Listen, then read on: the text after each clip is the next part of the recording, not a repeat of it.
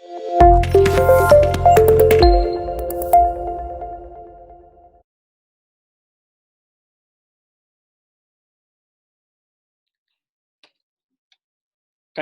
liabilities and commitments. It is not shown inside the balance sheet, it is shown as a footnote. Footnote मतलब below the balance sheet. ध्यान से देखना. Contingent liabilities and commitments दो parts में divide कर दिया उन companies ने इसको भी. पहले तो हमने सुना था सोल प्रोप्राइटरशिप में भी सुना था सिर्फ कंटिंजेंट लायबिलिटी सुना था. उन्होंने इसको भी फर्दर दो पार्ट्स में सब डिवाइड कर दिया. कंटिंजेंट लायबिलिटीज दे मे और may not arise. They depend upon future uncertain events. Contingent liabilities are those liabilities which may or may not arise because they are dependent on an event happening in future. For example, a claim is filed against the company in a consumer court by a customer. किसी ने हमारे against case किया हुआ है, हम company है, किसी ने हमारे अगेंस्ट केस किया हुआ है कि उसने हमसे पैसे लेने हैं. केस की डिसीजन अभी आई नहीं है, तो जब तक केस चल रहा है till that time it will be considered as a contingent liability. Case जीत गए कोई पेमेंट नहीं, केस हार गए तो पैसे देने पड़ सकते हैं. Till that time it will be considered as a contingent liability. Actual liability नहीं है, इसलिए बैलेंस शीट के अंदर नहीं आएगी. The court may hold the company at fault and may impose penalty. It may happen otherwise also. Whether the company has a liability or not will depend on the order of the court. Thus, it will be treated as a contingent liability. Proposed dividend. Proposed dividend ये important point है काफी ज्यादा, ध्यान से सुनना. Proposed dividend क्या होता है? डिविडेंड जो डिक्लेयर करा, डिविडेंड जो डिक्लेयर करा कंपनी ने बेस्ड ऑन द प्रॉफिट्स. अब 31 मार्च को बुक्स क्लोज होती हैं, तो 31 मार्च को कंपनी ने देखा कि उनके क्या प्रॉफिट्स आ रहे हैं, तो उन्होंने कुछ कैलकुलेशन करी कि हम इतना डिविडेंड देंगे, हम इतना डिविडेंड देंगे. अब एजीएम होती है, एजीएम एनुअल जनरल मीटिंग और शेयर होल्डर्स मीटिंग. अब जैसे अगर आपका ये फाइनेंशियल ईयर है, फाइनेंशियल ईयर 1 अप्रैल 2020 31 मार्च 2021, कंपनी ने बहुत अच्छा परफॉर्म करा, तो बैलेंस शीट बन रही होगी जब, तो उन्होंने डिसाइड कर लिया कि हम डिविडेंड देंगे. कंपनी ने, मैनेजमेंट ने डिसाइड कर लिया, बट ऐसे अपने आप से नहीं दे सकते. फिर होती है जून जुलाई में कहीं जाके एजीएम. जून जुलाई में क्या होती है? AGM, annual general meeting, share holders meeting. उसमें शेयर होल्डर्स अप्रूव करते हैं कि हाँ ठीक है इतना डिविडेंड दे सकते हैं. तब तक जब तक अप्रूवल ना आ जाए, जब तक अप्रूवल ना आ जाए तब तक ये एक कंटिंजेंट लायबिलिटी मानी जाती है. हो सकता है दें, हो सकता है ना दें. तो propose dividend for the current year is also shown as a contingent liability because it is subject to approval by the shareholders. तो अगर 2021 करंट ईयर है तो ये जो आपने इसका प्रपोज डिविडेंड दिखा रखा होगा बैलेंस शीट में, वो एक कंटिंजेंट लायबिलिटी, तो बैलेंस शीट में आ ही नहीं रहा होगा, आप अलग से दिखाएंगे. पॉइंट यही है. और ये अमेंडमेंट 2013 जब कंपनीज एक्ट अमेंड हुई थी उसके साथ ये रिवाइज हुआ था कि proposed dividend will not be considered as a liability, it will be considered as a contingent liability till the time we get approval from the shareholders. जब तक अप्रूवल नहीं आ जाता तब तक वो एक proposed dividend contingent liability मानी जाएगी. तो contingent liabilities के क्या examples हैं, ध्यान से देखना. पहली बात, contingent liability is not recorded. Contingent liability is not recorded in the books of accounts but is disclosed in the notes to accounts for information. तो इससे क्या होगा? The financial statements become more reliable अगर आप notes to accounts में disclose करेंगे कि आपकी contingent liabilities हैं. एग्जाम्पल्स बहुत इंपॉर्टेंट है. Number 1, claims against the company not acknowledged as debt. Bills receivable discounted from bank not yet due for payment. Claims against the company discuss कर चुके हैं. Bills receivable discounted, very very important. आपके पास कुछ bills आए, आपने bank से discount करा लिया, पैसे आ गए आपके पास. अब पैसे कौन देगा? पैसे तो ड्रॉई ने देने थे. जब बिल मैच्योर हो जाएगा, आप हो drawer. Drawer is the person who makes the bill. आपने जिससे पैसे लेने थे, आपने बिल बनाया, उसने एक्सेप्ट करके आपको दे दिया.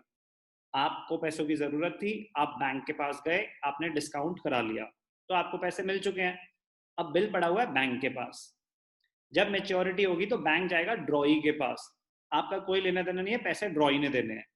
लेकिन अगर ड्रॉई नहीं देता, अगर मेच्योरिटी पे ड्रॉई पैसे नहीं देता, तो पैसे कौन देगा? ड्रॉअर देगा.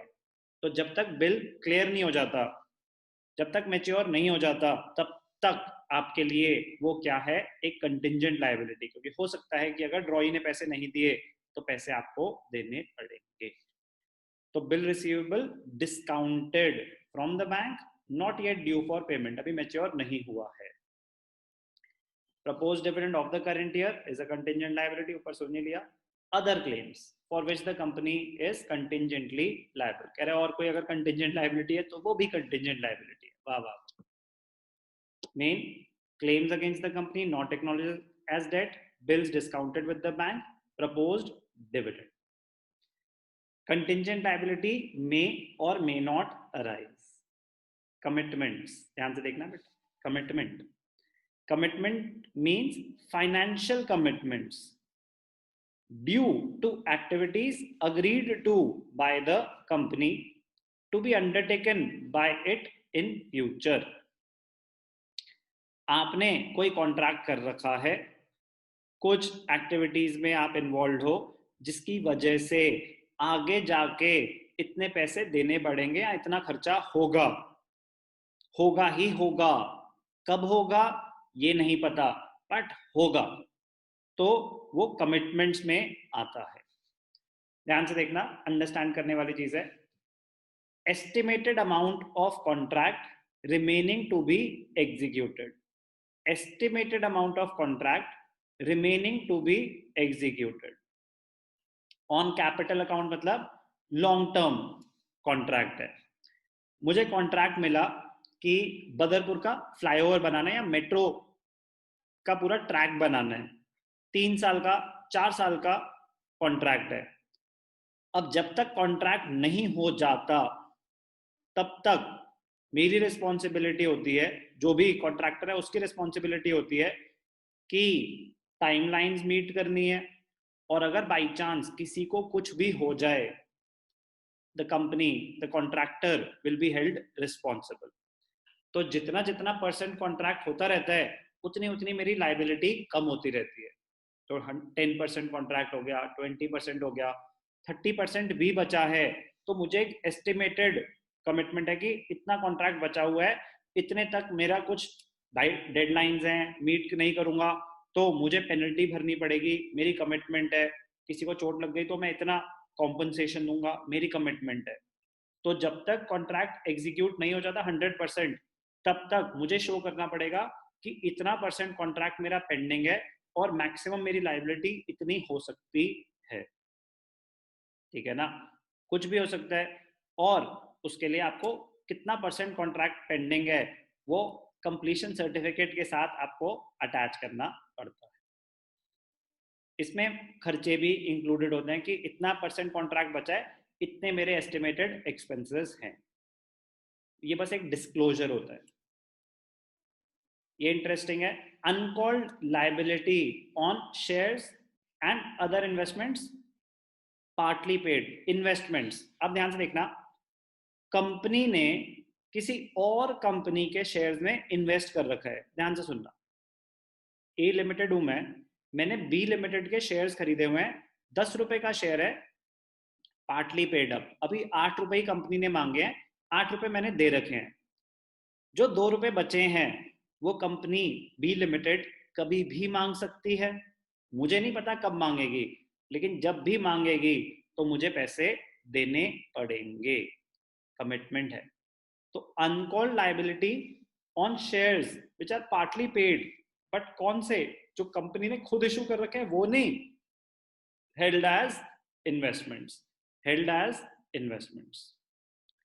तो अनकॉल्ड लाइबिलिटी इंटरेस्टिंग पॉइंट है।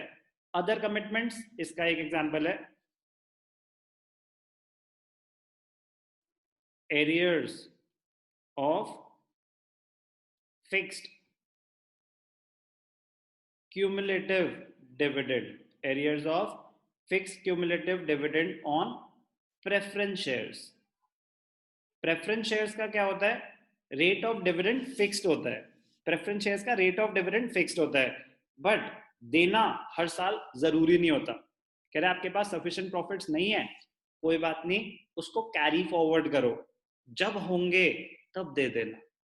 तो देने तो पड़ेंगे, बट जब आपके पास सफिशिएंट प्रॉफिट्स होंगे तब तक वो अक्यूमुलेट होते जाएंगे। तो arrears of fixed cumulative, accumulate होता रहेगा dividend on preference shares. Equity shares profit नहीं है, कोई डिविडेंड नहीं दिया जाएगा, भूल जाओ। प्रेफरेंस शेयर्स का रेट ऑफ डिविडेंड फिक्स्ड होता है, अभी प्रॉफिट्स नहीं है तो वो अक्यूमुलेट हो जाएगा, जब कंपनी के पास सफिशिएंट प्रॉफिट्स होंगे वो आपको पुराना भी देगी। तो वो कहां पे आता है, कमिटमेंट्स में। बहुत ही इंपॉर्टेंट नोट्स टू अकाउंट है, कंटिंजेंट लाइबिलिटीज एंड कमिटमेंट्स। तो अंडरस्टैंडिंग पॉइंट ऑफ व्यू से प्लीज इसको एक बार ही अच्छे से पढ़ना, contingent liabilities and commitments. Propose dividend cash flow statement में भी यूज होगा, डिटेल में यूज होगा।